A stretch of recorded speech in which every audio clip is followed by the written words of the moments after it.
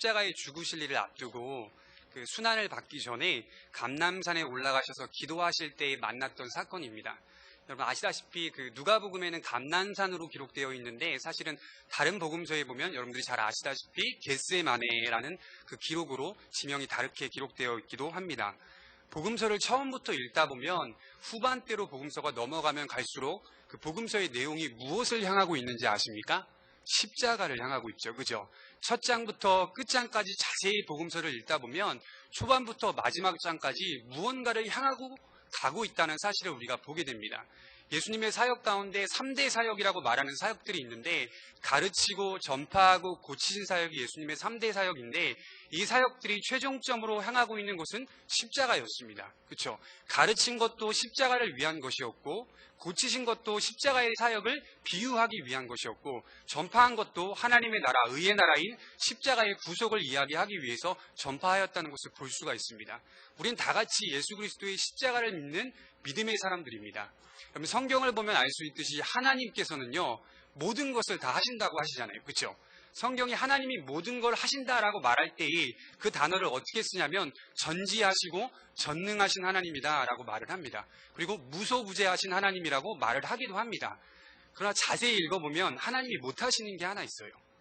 성경을 자세히 보면 알 수 있듯이 하나님이 못하시는 게 단 하나 있는데 그건 뭐냐면 죄를 어떻게 하지 못한다는 거예요. 죄를 지으면 그 죄에 대한 대가를 반드시 요구하시는 게 하나님입니다. 반대로 바꿔 말해서 죄를 묵인하지 않으신다는 거예요. 죄에 대한 형벌과 죄에 대한 대가를 반드시 누군가에게 받기를 원하시는 게 하나님의 속성 가운데 하나입니다. 하나님이 모든 것을 다 하신다고 한다면 죄도 넘어가 주시면 안 되겠습니까?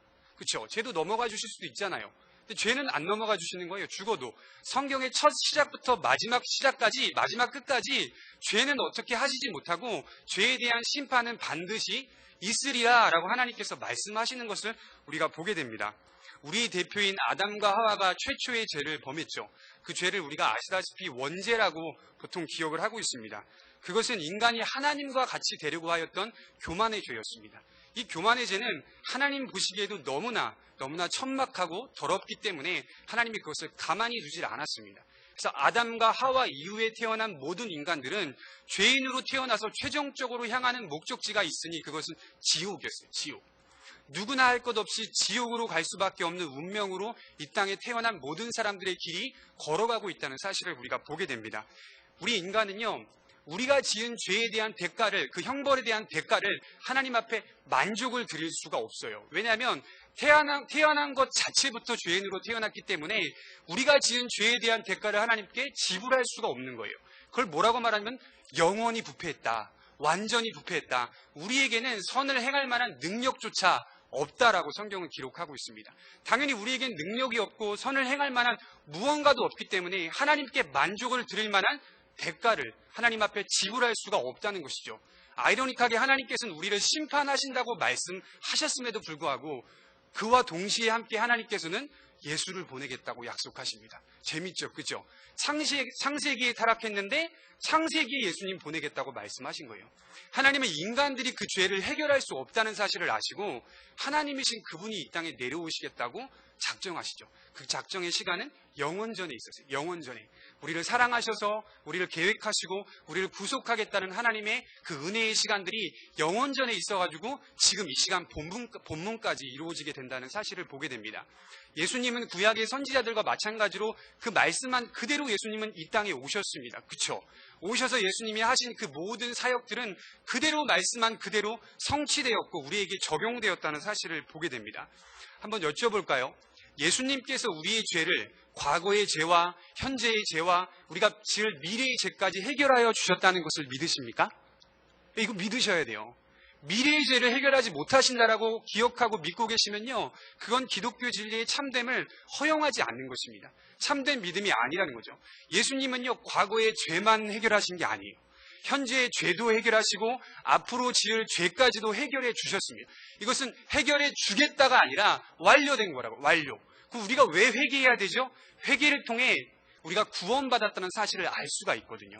예수님이 나의 죄를 용서해 주셨구나, 나를 구원해 주셨구나라는 사실을 그것을 통해 알 수 있기 때문에 그건 수단과 도구로 우리에게 허락해 주셨다는 거죠. 기독교는요, 예수님께서 모든 것을 해결해 놓으신 것을 믿는 게 기독교예요. 더 이상은 없어요. 예수님이 해놓으신 것만 믿는 거라고요.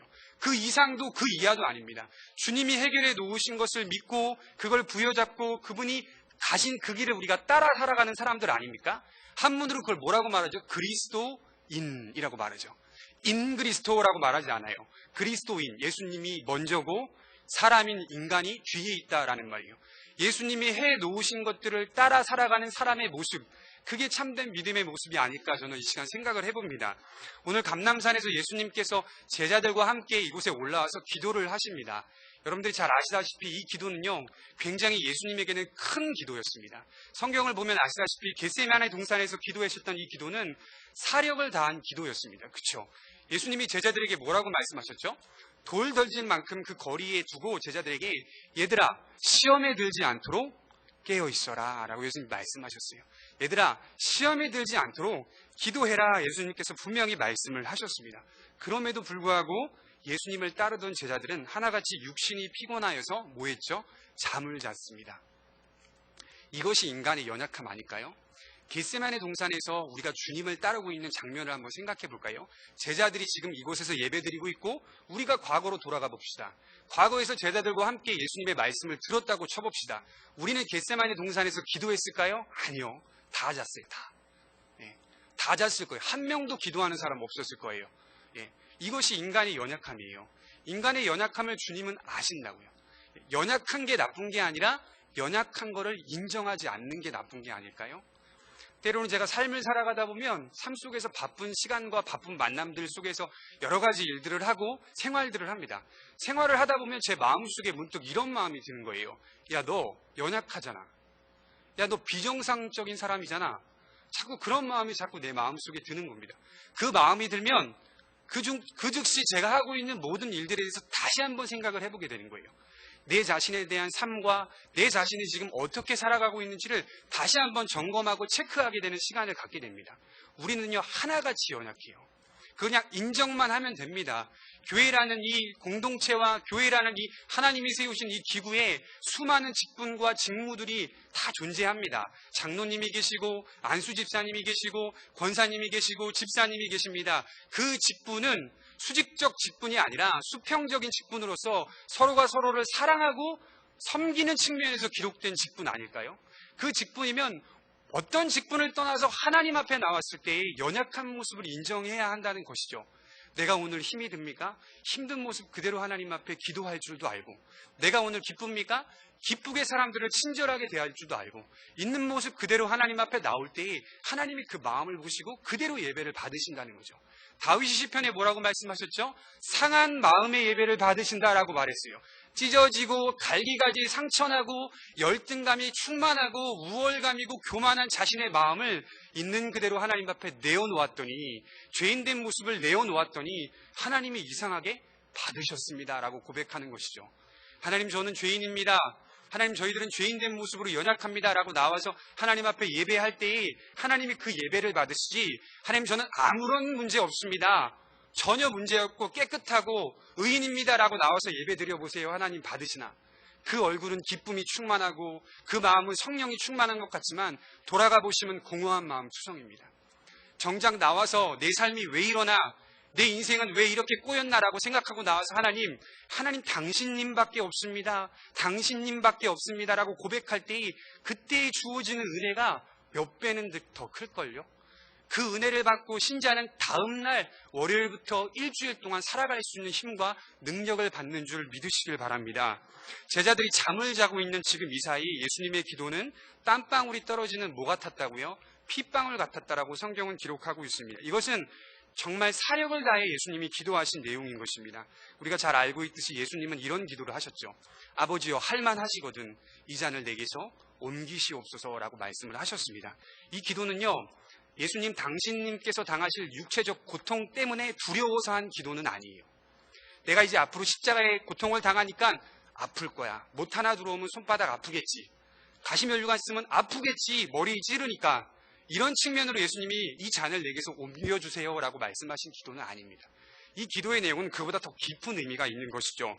인간이 겪어야 할, 하나님 앞에 드려야 할 형벌에 대한 대가, 처절한 죽음과 처절한 슬픔과 처절한 애통, 이 기도도 아니었어요. 더 큰 의미의 기도는 뭐냐면 인간들 때문에, 너희들 때문에 내가 하나님과의 관계가 잠깐이지만 단절된다는 사실 때문에, 하나님이 나 모른다고 하셨어. 잠깐이지만 하나님이 나를 모르겠다라고 말씀하신 그 사실 때문에 예수님이 이 잔을 내게서 옮겨주십시오라고 말씀하신 거죠. 주님이 당한 형벌과 그 고통은요, 우리가 느끼는 고통과 우리가 이 세상을 살아가면서 만나는 슬픔과 고통에 비하면 아무것도 아니에요. 우리의 고통을 주님의 고통과 비례할 필요가 없어요. 그 비례는 해서도 안 되고 하여지지도 않습니다. 그 깊이와 넓이와 크기가 너무나 크기 때문에 주님이 우리의 모든 것들을 용서하셨다라고 성경은 분명히 고백을 하고 있는 것입니다. 그러면서 예수님이 그 기도의 마지막에 뭐라고 말씀하시죠? 아버지여 할만하시거든 이 잔을 내게서 옮기시옵소서라고 말하고 마무리하면서 그러나 내 원대로 마옵시고 하나님의 원대로 하시옵소서라고 말씀하십니다. 기도의 본질이죠. 우리가 기도할 때 수많은 썰을 막 풀어냅니다. 하나님, 저희 가정과 환경과 삶에 대해서 해결해 주세요. 주님이 이거 해결해 주시지 아니하십니까? 약속의 말씀을 붙잡고 기도합니다. 약속의 말씀을 전제하여 기도합니다. 주신다고 하시지 않았습니까? 그러나 그 기도의 마지막에 나와야 할 우리의 참된 기도는 하나님의 뜻대로 되게 해주세요. 이 기도예요. 어떤 신자가 이렇게 기도할 수 있습니까? 저도 그렇게 기도를 못해요. 아버지의 뜻대로 하옵소서, 요거는 일단 뺍니다. 요건 빼고 제 원대로 하여 주옵소서라고 마무리까지 합니다. 왜냐하면 아버지의 뜻대로 하옵소서라고 기도하면요, 화장실 들어가서 휴지로 뭐 안 닦은 듯한 느낌을 받고 이렇게 기도가 끝나는 것 같아요. 좀 답답하고 공허하고, 일단 제 얘기부터 일단 다 하고 제 얘기로 마무리되어야, 그래야 저 스스로는 만족하고 저 스스로는 좋아하거든요. 인간의 죄성입니다. 죄성.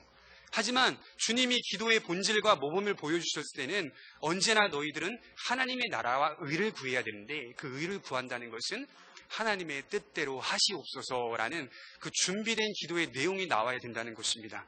이러한 상황 속에서 한 무리들이 밤중에 예수님과 제자들이 있는 곳으로 무장한 채 올라오게 됩니다. 47절에 보면 밤중에 예수님과 제자들이 있는 곳에 무장한 채 올라오게 있는 사람들이 있는데, 그 가운데 성도님들이 잘 알고 있듯이 예수님을 판 가룟 유다라는 사람이 있었습니다. 그가 있었기 때문에 예수님이 감람산에 계신다는 사실을 무리들이 정확히 알 수가 있었습니다. 유다는 예수님께 입을 맞추려고 가까이 다가갑니다. 48절에 예수님은 유다에게 안타까워하시면서 너가 입맞춤으로 인자를 파느냐라고 묻고 계십니다. 유대인들의 입맞춤의 인사는요, 선생님들에 대한 존경과 사랑에 대한 표현이라고 합니다. 진심으로 선생님을 사랑하고 존경하는 마음이 있다면 그 선생님한테 가서 입을 맞추는 그런 예의가 있다고 해요. 그러나 그날 유다가 보였던 입맞춤은 사랑과 존경의 입맞춤이었을까요? 아니면 예수님을 체포하라고 하는 사인이었을까요? 예수님을 체포하라고 하는 사인이었습니다. 존경과 사랑의 입맞춤을 유다는 예수님을 팔아넘기는 인사로 사용하게 되었던 것이죠. 수많은 성도들이 믿음이라는 그 값진 보배와 진리를 가지고 세상을 살아가는데, 어떤 성도들은 믿음이라는 그 진리를 귀하게 보지 않고 자기의 마음대로 포장하여서 예수님의 진리를 자신의 이익에 따라 이용하는 데 사용하는 성도들이 있습니다. 제가 전에 있었던 교회도 그랬고, 그리고 제가 제 친구, 부목사님 계셨던 그 친구들, 지금 사역하고 있는 친구들의 교회에서도 종종 이런 일이 있다고 해요. 내가 이 교회에 30년, 20년 다년 건사하고 집사고 그런 사람이니 나에게 돈을 좀 빌려줘라. 나에게 돈을 좀 빌려주면 내가 주식이나 펀드에 투자해가지고 몇 배로 당신에게 돌려드리이다. 그렇게 해서 믿음이라는 것들을 포장하여 자신의 이익을 추구하기 위해 사람들에게 그런 잘못된 행위들을 하는 성도들이 지금도 종종 있습니다. 서울에도 지금도 종종 있는 사태예요. 그것을 통해서 그 사람들은 그 말씀을 한 그 성도님이 그 돈을 받아서 그 다음 주에 교회에 나오나요? 안 나오죠. 잘 알고 있는 각본이고 대본이잖아요. 왠지 모르게 그 성도님들은 그 돈을 받고 그 다음 주부터 교회에 출석하지 아니하고 지구상에서 사라져버리는 그런 상태가 우리가 종종 겪게 되는 사기 사건의 상태입니다. 우리는 믿음이라는 진리를 이렇게 나쁜 쪽으로 이용해서는 안 됩니다. 우리가 하나님을 사용하는 게 아니라 하나님이 우리를 사용하게 만들어야죠. 진리를 우리 마음대로 부려먹는 게 아니라 진리가 우리를 부려먹도록 만들어야죠. 적어도 하나님이 내가 지옥 가야 할 운명으로 태어났다면 그렇게 하나님 앞에 사형되다가 죽어야죠. 그게 인간의 본질이고 그게 인간의 모습 아닙니까? 적어도 그런 모습을 가지고 인생 가운데 사명을 다하여 살아가야 되는데 보통의 대부분의 신자들은 그러지 못하죠. 그것 또한 우리의 죄성 때문입니다. 종종 우리는 우리의 죄성 때문에 놀라고 당황할 때가 있어요. 내가 이거밖에 되지 못하는 인간인가? 도대체 나라는 인간은 하나님 앞에 다 부르짖고 쏟아내도 뒤돌아서서 집에 돌아가면 똑같은 거고 똑같은 습관이고 처절하게 하나님 보시기에 범죄하며 살아가는데 내가 과연 구원받은 신자인가? 그렇지 않습니다. 그럼에도 불구하고 하나님이 구원하셨어요. 왜? 예수님을 믿고 있기 때문에, 그 믿음이라는 그 지식을 하나 부여잡고 있기 때문에 하나님이 이미 우리 성도님들의 죄를 해결하신 줄 믿으시길 바랍니다. 이런 상황 속에서 예수님이 지금 유다와 함께 대화를 하고 계십니다. 성도는 어떤 상황 속에서든 예수님을 따라 살아가야 되고 예수님의 말씀대로 분명하게 실천하고 순종해야 합니다. 유다의 사인으로 하여금 예수님은 무리들에게 체포를 당하게 됩니다. 예수님이 체포를 당하자 그 순간에 격분한 한 제자가 대제사장의 종을 쳐서 그 오른편 귀를 떨어뜨리게 되는 사건이 나옵니다. 요한복음에 보면 이것이 베드로다라고 고백을 하고 있습니다. 베드로가 격분했어요. 예수님이 칼을 원하시지 않았거든요. 검을 갖고 다니라고 하신 적이 없어요. 근데 자기도 모르게 품에 검을 갖고 있었습니다. 검을 갖고 있다가 예수님을 체포하자 그 순간 격분했다는 건요, 자기 정신을 잃었다는 겁니다. 격분이라는 말이 너무 심하게 노했다. 격분해서 칼을 뽑아서 사람의 얼굴에 휘둘렀습니다. 말고의 귀만 잘라버리자라고 귀만 자른 게 아니라 사람을 죽이려고 칼을 휘둘렀던 거죠. 그러다가 말고가 어떻게 했으면 피해서 귀가 잘려나간 것입니다. 그 귀는요, 우리가 보통 생각하기에는 귀가 떨어져서 땅바닥에 떨어진 줄 알잖아요. 헬라어 원어에 보면 에이프렌이라고 적혀있는 이것은 귀가 달랑달랑 거렸다라는 말입니다. 떨어지진 않았고 그 말고의 귀가 달랑달랑 거린 상태에서 예수님은 칼을 도로 집에 꽂아 넣으라라고 말씀하시고 그 말고의 종의 귀를 부여잡고 그대로 붙여주시고 치료해 주시는 사건을 보게 됩니다. 그러면서 예수님께서 이렇게 말씀하시죠. 이것까지 참으라. 오늘 성경이 기록하고 있는 이것까지 참으라. 같은 사건을 다룬 마태복음에서는요, 예수님이 격분한 제자에게 내 칼을 도로 집에 꽂으라. 검을 가지는 자는 다 검으로 망할 것이다. 이 성경 본문을 보면서 제가 좀 의아한 것이 있었어요. 뭐냐면 베드로가 지금 예수님이 잡혀있는 상태의 격분하에서 자신의 신앙의 충성과 신앙의 열심의 표현을 어떻게 표현했죠? 검을 뽑아서 다른 사람을 치는 걸로 내가 주님께 충성합니다라는 것들로 표현했어요. 그렇죠? 재밌는 사실은 6절, 7절 지나고 나서 무슨 사건이 있냐면 베드로가 예수님을 3번 모른다고 부인한 사건이 연속선상에서 나옵니다. 자기의 목숨을 걸고 칼을 뽑아서 귀를 잘랐던 신앙의 충성과 열심을 보였던 베드로가 모른다, 나는 그분을. 어떤 본문에는 예수님을 저주하여 모른다 그랬어요. 모른다. 왜 이렇게 장면이 다른 걸까요? 왜 이렇게 태도가 다른 걸까요? 저는 이 본문을 보면서 느꼈던 게 뭐냐면 우리의 기독교 진리, 우리의 믿음은 내 열정과 내 열심만으로 되는 게 아닙니다. 신앙이라는 것은 내 열정과 열심 중요하죠. 그보다 먼저가 뭘까요? 하나님의 역사, 성령의 역사가 먼저예요. 성령님께서 내 마음을 만져주시느냐, 성령님께서 내 마음의 변화를 주시느냐, 이게 먼저지. 우리의 신앙의 열정과 열심으로 하나님 앞에 나와 기도하고 모든 것을 다해 놓아도 하나님의 역사가 이루어지지 않는다면 공허하고 참된 믿음이 아닐 수도 있다는 것입니다. 신대원을 다니면서 어떤 선생님께서 이런 말씀을 하셨어요. 믿음이 무엇인가? 라고 제가 물어봤더니 믿음이라는 것은 내가 그를 아는 게 아닙니다. 그분이 나를 아는 겁니다. 라고 말씀하시면서 돌아가시더라고요. 그 말씀을 듣고 수많은 신학 서적들을 제가 읽고 탐독했지만 아이고 그런 거 다 덮어버리고 곰곰이 생각하니까 그 한마디가 맞는 말입니다. 그분이 나를 아느냐가 중요한 거지 내가 그분을 아느냐가 중요한 게 아닙니다. 그분이 나를 알아야 믿음의 성립이 이루어지고 믿음의 참된 진리가 일단 열매로서 키워져 간다는 사실을 성도님들이 아셔야 합니다. 예수님이 지금 그러셨죠. 검을 가진 자는 검으로 망할 것이나 기독교 진리는 세상적 권력으로 비유되는 칼과 창을 소유하는 데 있는 것이 아닙니다. 세상 속에서 권력이나 명예, 죄물, 부유함을 가지고 세상을 복음화시키겠다고 생각하는 사람들이 종종 있어요. 나에게 명예와 권력과 재물이 주어지면 세상을 반드시 복음화시키겠다. 이건 착각이죠, 착각. 복음이 어떻게 그렇게 복음화되어집니까? 우리나라가 부강한 나라가 되어서 세상을 복음화시키자. 하나님 그렇게 해 주십시오. 세상에서 최고의 열강이 되게 해 주십시오. 그러면 복음을 전하는데 좀 더 수월할 것입니다. 라고 기도하고 있는 그 기도의 내용이 바람직한 겁니까? 아니죠. 복음은요, 그렇게 수월해지지 않습니다. 역사를 보세요. 복음은요, 든든한 정치적 권력이나 든든한 정치적 부유함을 얻어서 복음이 수월해진 적은 한 번도 없지. 복음이라는 건 가난하고 소외되고 힘들고 고통과 갈등 속에 처절하게 아파하고 있을 때 이상하게 복음은 거룩해지고 순결해진다는 사실을 성도님들이 알아야 돼요. AD 313년에 로마의 황제인 콘스탄티누스라는 황제가 있었습니다. 그 황제는 그 기독교를 정치적으로 313년에 밀라노 칙령을 통해서 이제 기독교를 우리나라에 허용하겠다라는 명령을 내렸어요. 이제 기독교가 그 전에는요, 박해를 받았거든요. 뭐 데키우스나 디오클레티안이나 여러 가지의 황제들 통해서 박해를 받고 고통을 받은 그 순간이었거든요. 근데 이제 갑자기 기독교가 정치적으로 허용하겠다라고 선포를 하니까 로마의 이제 시내에 기독교의 교회들이 막 세우기 시작되었어요. AD 392년에 데오도시우스라는 황제가 기독교를 이제 국가의 종교로 인정하자 해가지고 수많은 우상의 종교들을 다 버리고 기독교를 로마의 국교로 인정하게 되는 명령을 내립니다. 기독교는 이제 최고의 종교가 되었고 모든 세계를 지배할 만한 권력을 가진 종교가 되었습니다. 이상하게 복음은요, 변질되기 시작했어요. 예수를 믿고 있는 수많은 성도들이 교회에 나와 예배를 드리고 돌아갈 때에 역사를 보면요, 쌀을 줬대요. 세금을 면제해줬대요. 기독교인이라고 해서.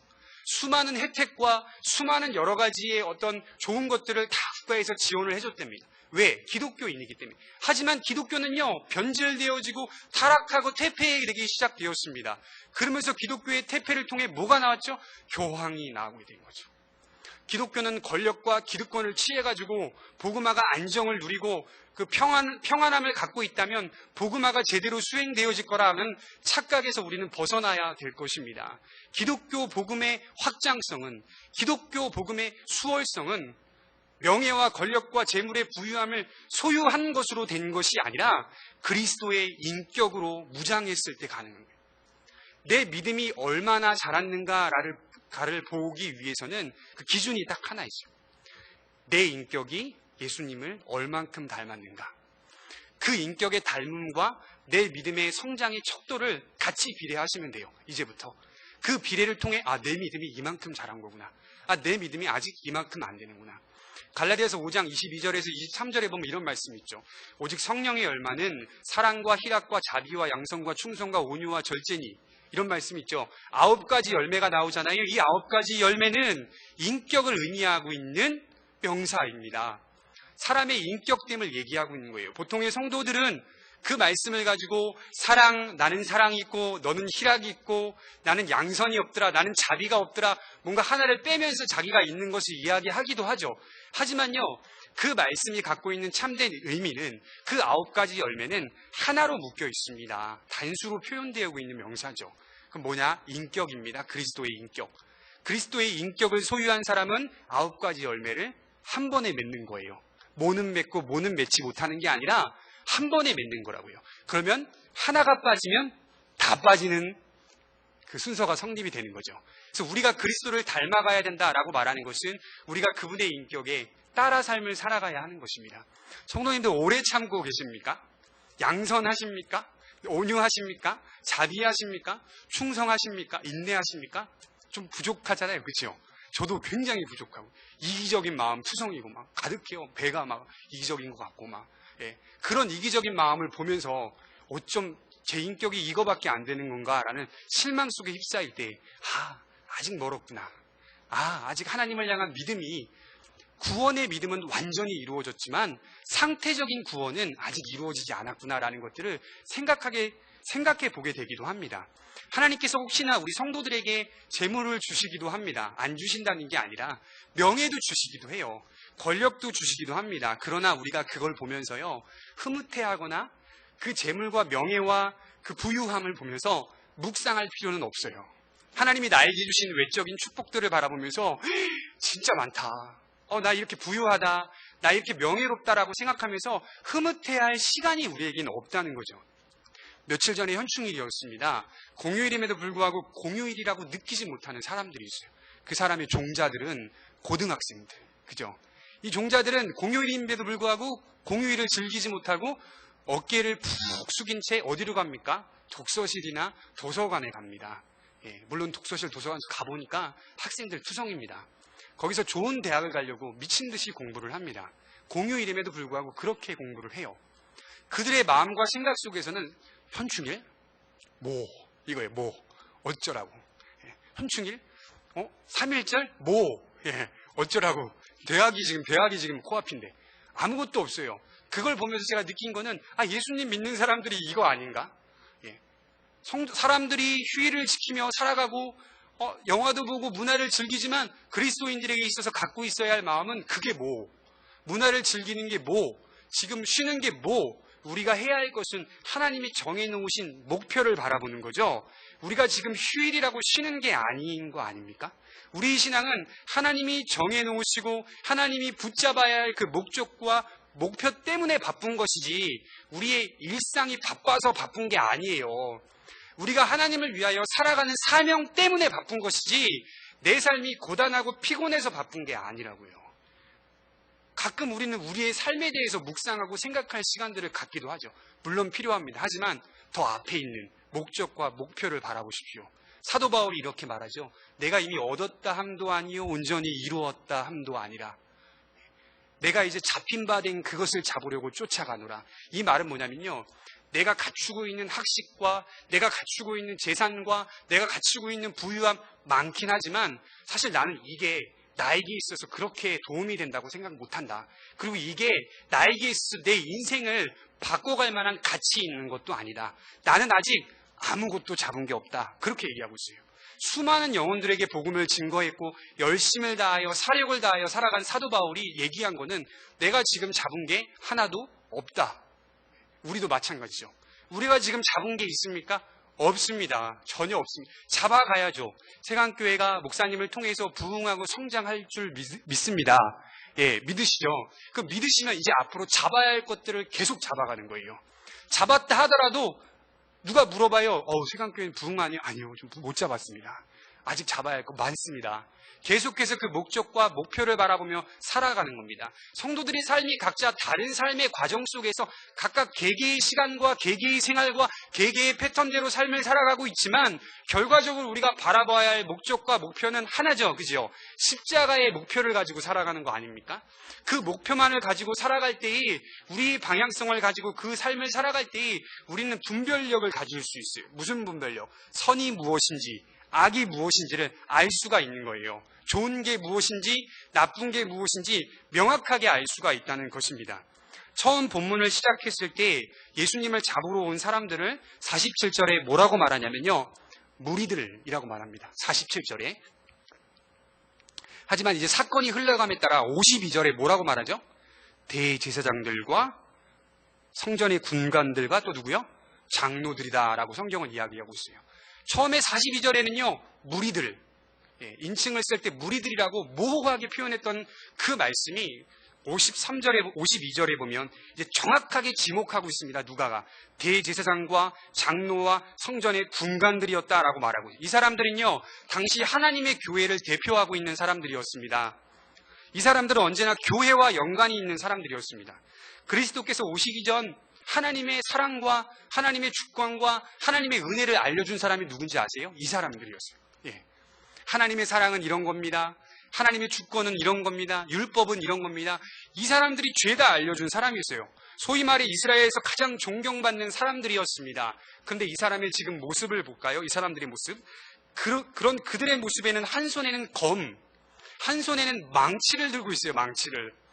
한 손에는 검과 한 손에는 몽치를 들고 예수님께 찾아왔다는 것은 그들 또한 칼의 힘을 의지하는 세상적 권력과 똑같다는 거예요. 교회와 연관이 있는 사람들이 세상적 권력과 똑같은 모습을 취하고 인생을 살아가고 있었다라고 하는 것이죠.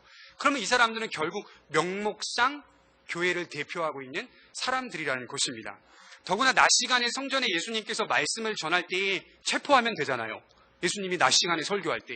그때 설교할 때 체포하지 않고 밤에 틈을 타 주님을 잡으러 왔다는 것은 그들의 모습이 너무나도 비겁하고 세상에서도 하는 그런 행동이 아닌 비열한 모습으로 우리에게 나타났다는 사실을 여러분들이 아셔야 합니다.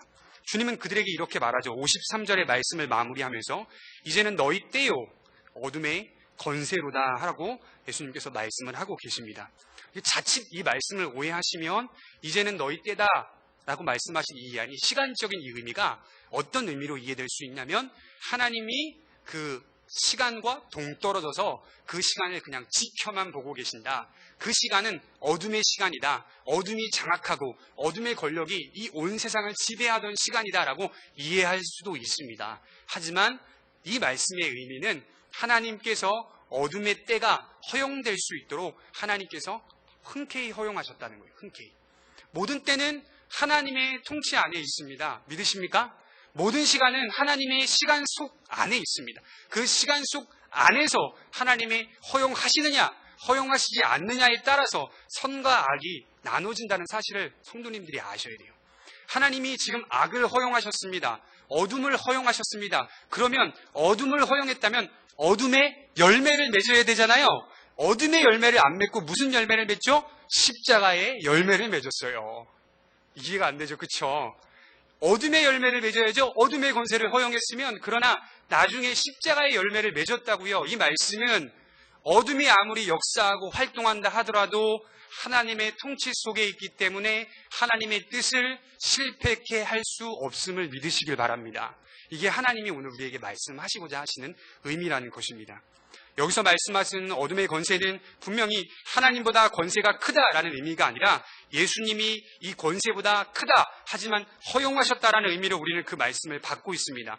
하나님의 계획에 따라 모든 뜻은 진행되어집니다. 악도 진행되어지고 선도 진행되어지고 나중에는 그 열매를 맺게 하시는 분이 하나님이시기 때문에 하나님의 뜻대로 이루어지게 됩니다. 우리도 마찬가지로 십자가의 열매를 통해 예수님을 통해서 무슨 열매를 맺었냐면 우리의 열매를 맺었습니다. 예수님이 죽으셔서 저의 열매를 맺었고 우리 성도님들의 열매를 맺었습니다. 이 열매가 계속 주님이 우리를 인도하시고 이끄시고 함께 하시기 때문에 오늘 말씀하신 것처럼 실패할 수 없다. 이 열매는 실패되거나 결코 좌절될 수 없다는 사실을 분명히 믿으셔야 합니다. 예수님을 믿고 있는 참된 믿음을 가진 성도라면 세상을 살아가면서 두 가지의 마음이 공유되어야 한다고 개인적으로 저는 생각합니다. 첫 번째로 예수님이 우리를 위해 죽으시고 3일 만에 부활하신 그 부활의 기쁨과 예수님이 나 때문에 처절하게 고난당하시고 죽으시고 아픔을 겪었던 그 고난의 슬픔, 그 두 가지의 마음이 계속해서 우리 인생 가운데 교차되어야 합니다. 때로는 부활의 기쁨을 누리기도 하고 때로는 처절한 눈물 속에서 애통하며 슬퍼하기도 해야 하고 그러면서 함께 교차하면서 하나님의 나라에 들어가게 되는 줄 믿으시길 바랍니다. 기도하겠습니다. 오늘 말씀을 놓고 함께 기도할 텐데요. 오늘 말씀처럼 하나님의 말씀